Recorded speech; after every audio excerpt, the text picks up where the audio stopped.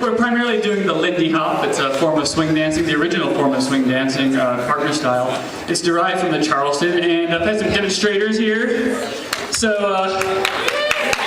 this is what the Charleston used to look like back in the teens. Charleston all by yourself.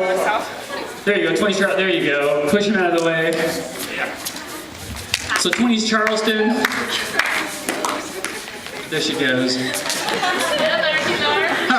And then we can do it with a partner, so enter the guy, and you can do Charleston together. And side by side, you can do it 20s Charleston, you can do 20, or you can do tandem Charleston, little aerials, what have you. And from the Charleston came the Lindy hop. And the Lindy hop looks like this. It's a slick floor.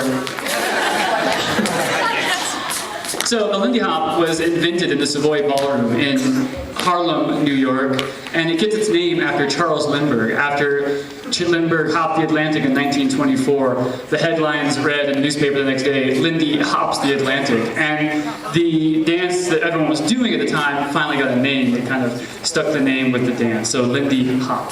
A man by the name of Arthur Murray and others like him started to do instructional dance, and they would put the footwork on the back of records. But the Lindy hop was too complex to put on the back of a record, so they came up with the Jitterbug. It's a 6-count dance, a little bit easier to see footwork-wise on the back of a record printed out. And that was primarily done throughout the late 40s into the 50s and even into the 60s. Throughout the other parts of the nation, you had the shag. It looked something like this.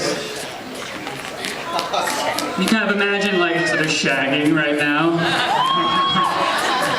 And so it was done on the beaches a lot. You can see dancers doing this on the beaches, and so you can kind of imagine them kicking sand off their feet. So that's the shag. And then on the other side of the nation, the peninsula of California on Balboa Island, we had a dance called the Balboa. And what was happening is that so many people were dancing, and the Lindy hop takes so much space, so much real estate on the dance floor, that they had to invent a way to dance together but not take up so much space, so the Balboa was created. And there would even be rules back in the day that if you separated from your partner like they just did, you'd be kicked off the dance floor because you were bad. So that's the Balboa.